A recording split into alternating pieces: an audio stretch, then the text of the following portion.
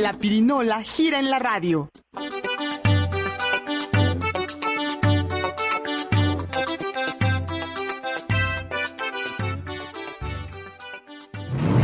El Instituto Mexicano de la Radio, la Pirinola AC y Radio Ciudadana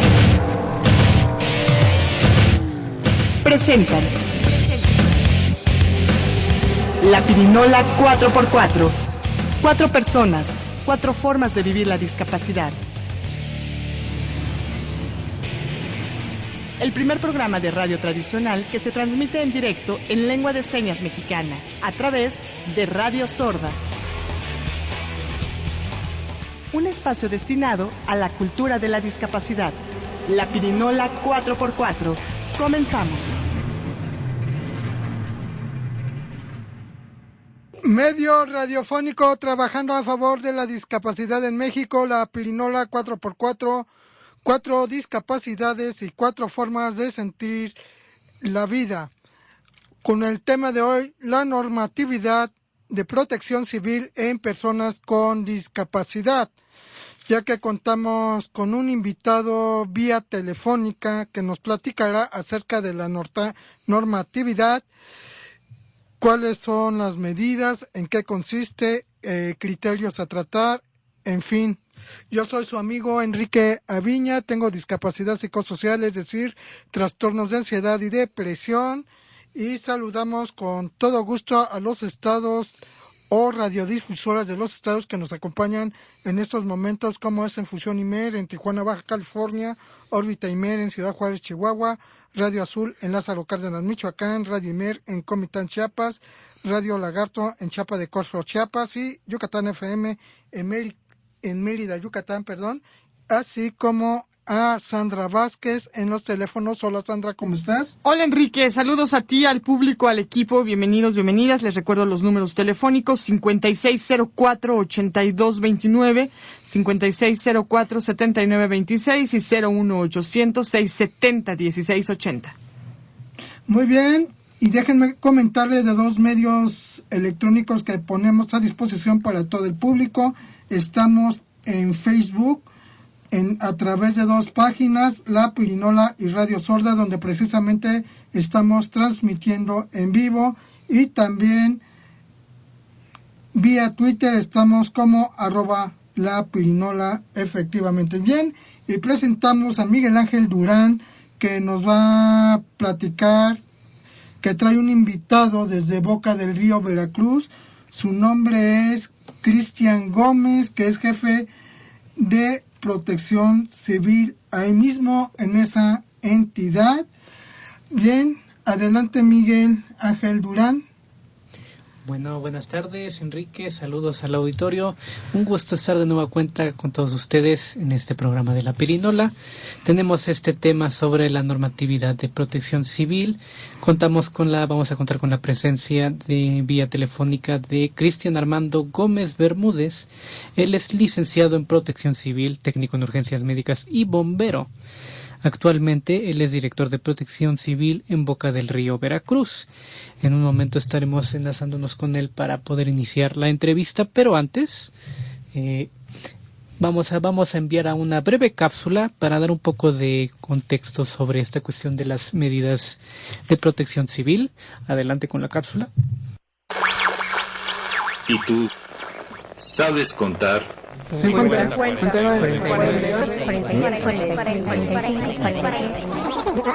Pues cuenta con ellos. 9, 8, 7, 6, 5, 4, 3, 2,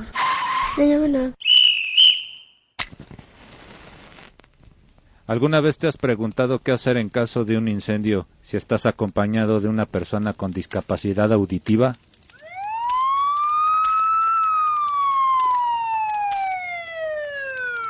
Un incendio, por pequeño que sea, puede transformarse en uno fatal en pocos segundos, en minutos.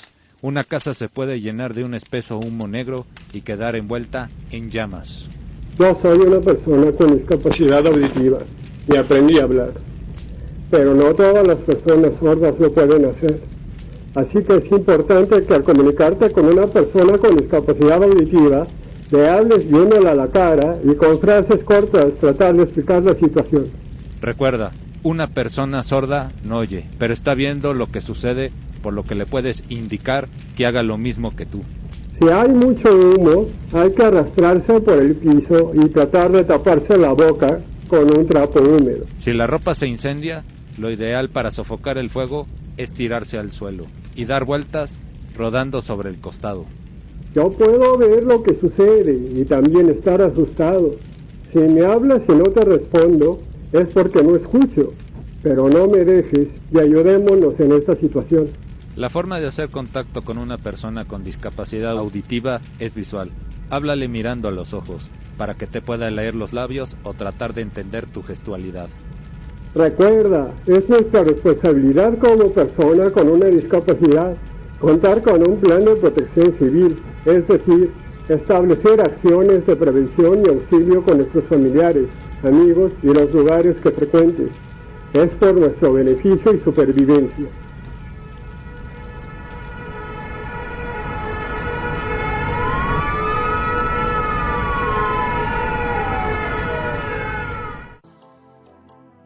Muy bien, Miguel, por la cápsula que nos compartieron y bien, y volviendo al tema, vamos con nuestro invitado, enlace vía telefónica y con Miguel Ángel Durán para continuar la entrevista. Adelante, Miguel. Muy bien, buenas tardes, Cristian Gómez. Hola, buenas tardes, te saludo a ti y a todo tu auditorio, muchas gracias por la invitación. No, al contrario, gracias a ti por aceptar. Pues bien, entremos de lleno al tema, Cristian. Vamos a hablar sobre la norma oficial de protección civil, enfocada a la toma de acciones de prevención o acción al momento de una emergencia o desastre, esto encausado a las personas con discapacidad. Cristian, en términos generales, ¿qué es esta norma? Bueno, esta norma es un esfuerzo conjunto de gobierno en el cual se está basando en las reglamentaciones de Naciones Unidas y en todos los países desarrollados incluyentes y trata precisamente de tomar en cuenta y de hacer válido el que las personas con cualquier tipo de discapacidad, de las 4 discapacidades que se están manejando en la norma, estén incluidos. Y esto es algo muy importante porque la norma oficial 008 de SEGOV 2015 nos habla no solo de situaciones de desastre, sino también de seguridad. Que entendamos que la falta de seguridad pues se puede traducir en una situación de desastre. Perfecto. Ahora, otra pregunta. ¿En qué contexto surge esta norma de protección civil? ¿Qué antecedentes hay conocidos a nivel nacional e internacional? Mira, los antecedentes nacionales radican en los aeropuertos, que son los primeros que por ser un tema internacional e incluyente por certificaciones, deben ser quienes consideren todos los temas de discapacidad y de ayuda, desde la materia de la prevención, la inclusión y la respuesta a emergencias. Tú recordarás que todos los aeropuertos pues siempre han tenido su espacio para sillas de ruedas, siempre han tenido la señalética adecuada para cualquier tipo de persona y los medios para poderlos trasladar a un lugar seguro. Ese es nuestro antecedente nacional. Posteriormente hay varios intentos, por ejemplo en la Ciudad de México el primer edificio inteligente y de seguridad que tuvo estos sistemas fue la Torre World Trade Center. Entonces de ahí ha ido permeando, han sido varios años y desafortunadamente no todos los edificios cuentan con esto, aunque son nuevos. Entonces esta es la inserción que se tiene en la Ciudad de México y todo obedece a un tema internacional de Naciones Unidas. Ahora bien, hablemos del contexto. Esta norma más o menos ¿en qué momento fue que se publicó oficialmente para que empezara a implementarse a nivel nacional? Mira, el 11 de noviembre del 2015 tuvo sus inicios, hubo una consulta pública, fue la primera consulta pública, 11 de noviembre del 2015. El 20 de abril del 2016 es cuando se dan los resultados de esta consulta pública.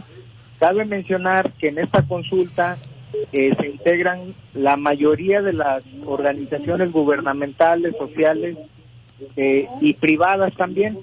Todo aquel que quiso modificar, proponer o regular alguno de estos puntos normativos tuvo la oportunidad el 11 de noviembre del 2015, el 20 de abril del 2016 se dan los resultados y el 27 de julio también del 2016 se emite un dictamen aprobatorio, quedando ya como norma oficial mexicana 008 de Segov 2015, pero aprobado el 20 de abril del 2016.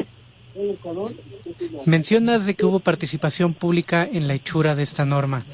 ¿Podrías decirnos, por ejemplo, qué papel se conoce que desempeñaron personas con discapacidad, o hay conocimiento de que grupos relacionados a las personas con discapacidad o las personas con discapacidad participaran en estos foros de propuesta con respecto a esta norma? Sí, hubo grupos voluntarios, hubo asociaciones civiles que se acercaron, por lo que leo yo en las minutas, no fueron quizá los suficientes o los que se hubieran querido, porque realmente lo que se necesita es que usuarios y personas que sufren de estas PCD sean los que integren esa normativa. Sin embargo, te comento que, por ejemplo, Sedena, Marina, Petróleos Mexicanos, Comisión Federal de Electricidad y casi todos los organismos tienen especialistas entrenados en el tema, y es a quienes envían para que den sus opiniones y esto pueda llegar a una aplicación normativa. Pero sí tuvimos participación, sí se ven las minutas de grupos voluntarios. Otra pregunta, Cristian. ¿Han habido cambios, enmiendas o modificaciones a esta norma desde que fue decretada de manera oficial en este periodo de tiempo, 2015-2016? No hay cambios significativos. Lo que sí te comento es que de lo que salió en la consulta del 11 de noviembre, hubo algunos puntos que se mejoraron, más sin embargo normativamente que haya evolucionado, como tal el precepto de la norma oficial no se ha dado hasta este momento. Muy bien. Hablemos ahora un poco más sobre ya en términos más prácticos. ¿Cómo se ha implementado esta norma en un nivel, por ejemplo, particular, como sería en el caso de Veracruz? Bueno, mira, Boca del Río, Veracruz, que es la ciudad de todos, es un municipio que estamos integrándonos en enero y que es una ciudad incluyente. Por instrucción de nuestro alcalde Humberto Alonso Morelli, todos los directores de obras públicas, servicios municipales, cultura y DIF, participamos en las nuevas edificaciones que tenemos en la ciudad y hacemos de cumplimiento obligatorio, como lo marca la norma, y que solicitamos que en el programa interno de protección civil se tenga inclusión para estas personas.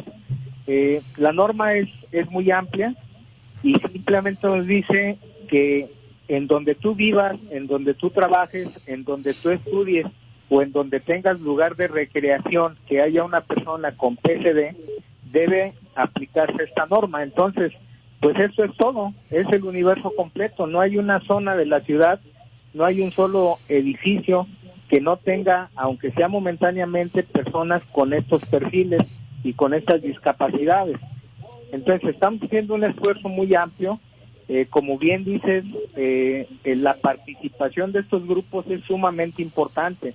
Nosotros tenemos abierta convocatoria para que se acerquen a nosotros y hagamos cumplir en el marco de lo que dicta el Programa Interno de Protección Civil y la Ley 856 de Protección Civil de Veracruz, para que todo esto se vaya aplicando en nuestra ciudad.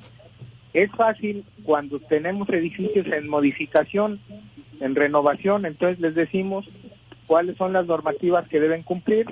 Si son edificios nuevos, también les damos las recomendaciones.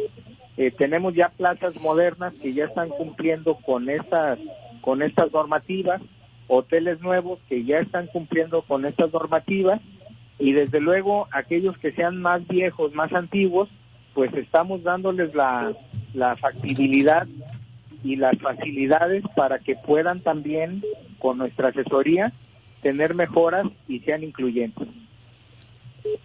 Ahora, en este marco de cumplimiento que está tratando de llevar a cabo, ¿qué dificultades o qué obstáculos se han topado en el camino?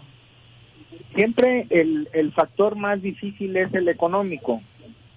Todos podemos decir que debería haber una rampa de emergencia o una rampa para silla de ruedas. Sin embargo, estructuralmente, si la memoria de la edificación no lo contempló, puede ser que el peralte, la inclinación o el espacio del mismo edificio no nos permita hacerlo.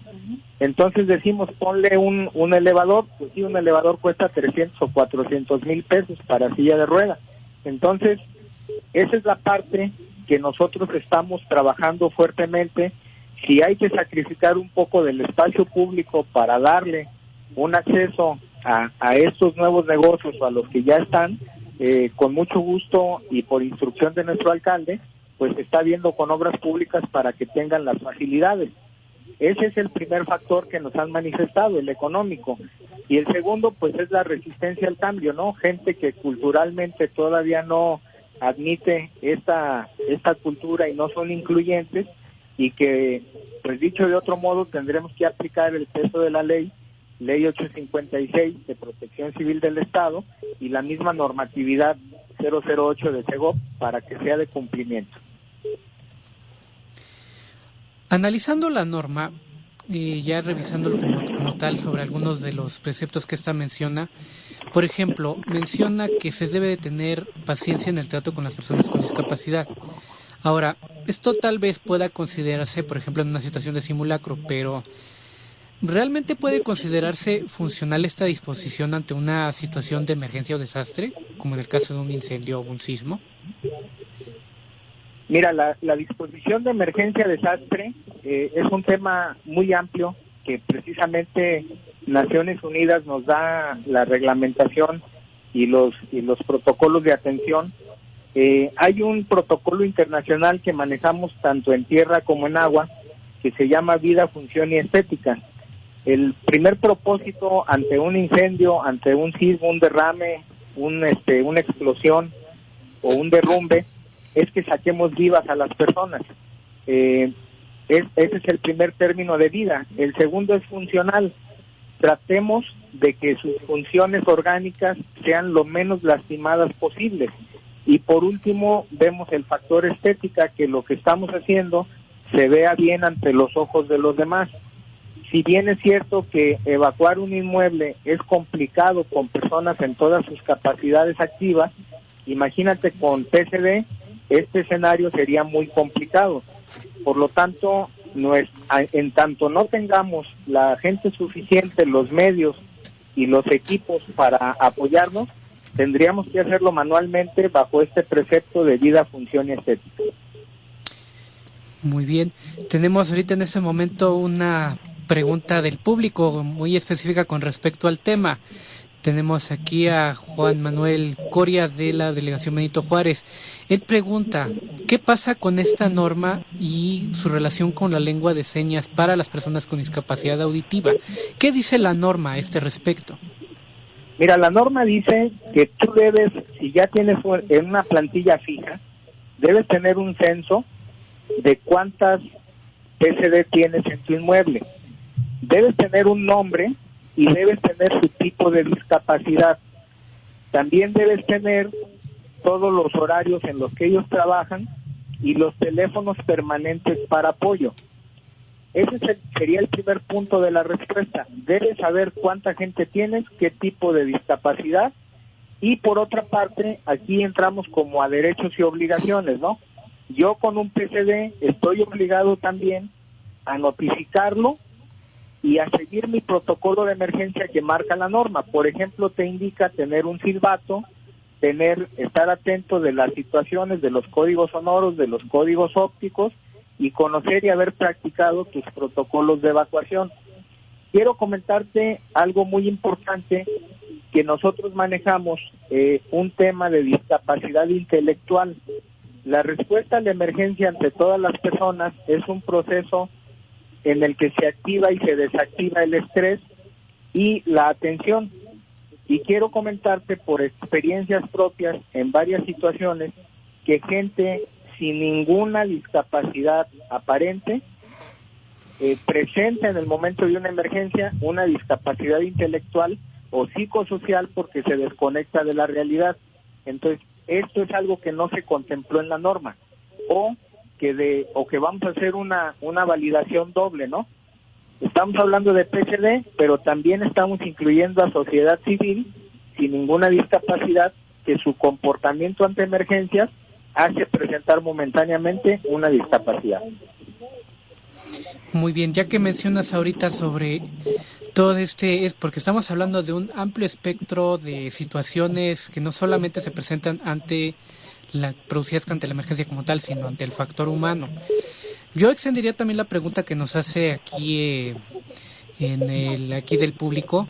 Ya nos mencionaste un poquito sobre lengua de señas y sobre discapacidad intelectual, pero por ejemplo, ¿qué disposiciones hay con las personas con discapacidad visual?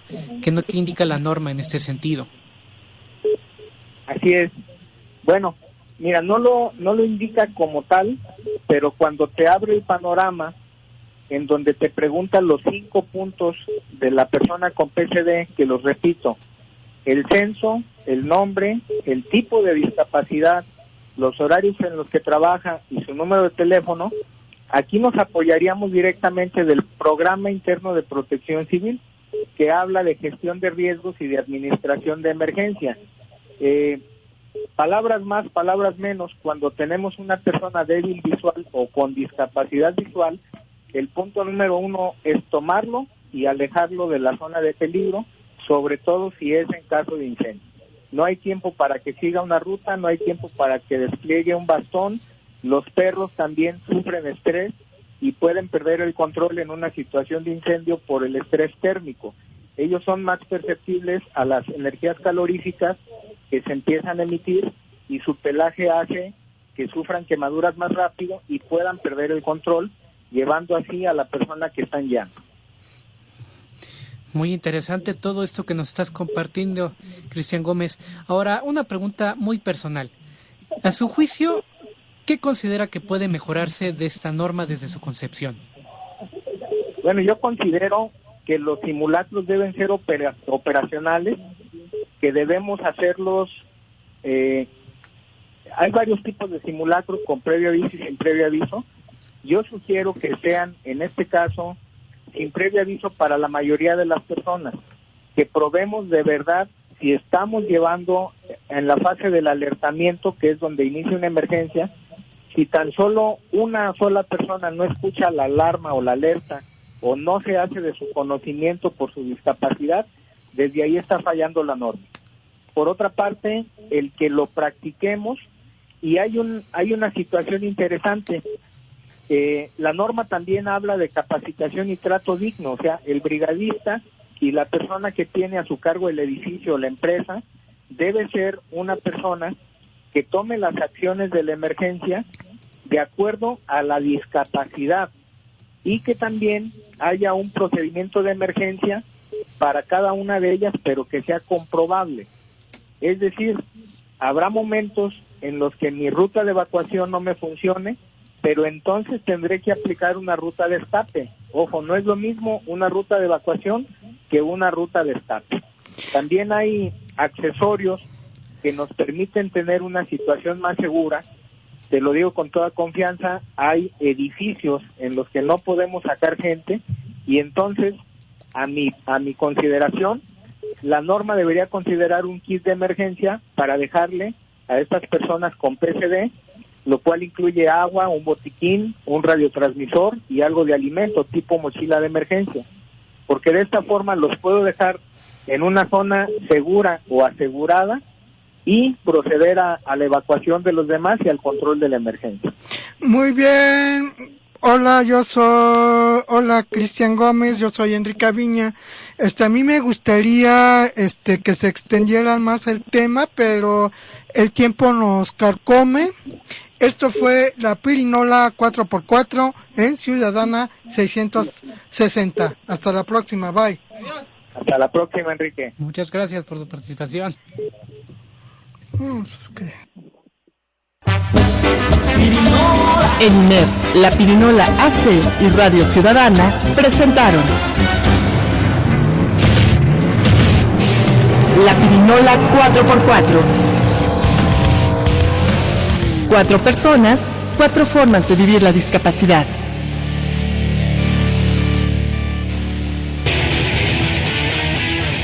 Productor, Elías Levín Rojo. Coach de producción, Gustavo Monterde Gutiérrez. Productores, Daniel Quiroz Dufo y Miguel Ángel Durán Vázquez. Locutor, Enrique Aviña Chávez. Coordinación de invitados, Lourdes Silva Gutiérrez. Servicio social, Nelly Viridiana Martínez. Locutora institucional, Sandra Vázquez. Operador, Manuel Compatitla. La Pirinola 4x4, ahora también en Radio Sorda, con lengua de señas mexicana. Camarógrafa, Carmen Hernández. Redes sociales, Doris Vega Lavadores. Servicio social, Ana Paola Amaya Reyes. Con el apoyo de la Asociación de Intérpretes en Lengua de Señas del Distrito Federal, AC. Asesoría técnica y conceptual, Media Lab MX, Rodrigo Serrano y Ana Rolón. Música, Daniel Shifter Aceves. Radio Sorda cuenta con el apoyo de Comunicación Transdisciplinaria en la Convergencia de Medios DCSH UAM Xochimilco.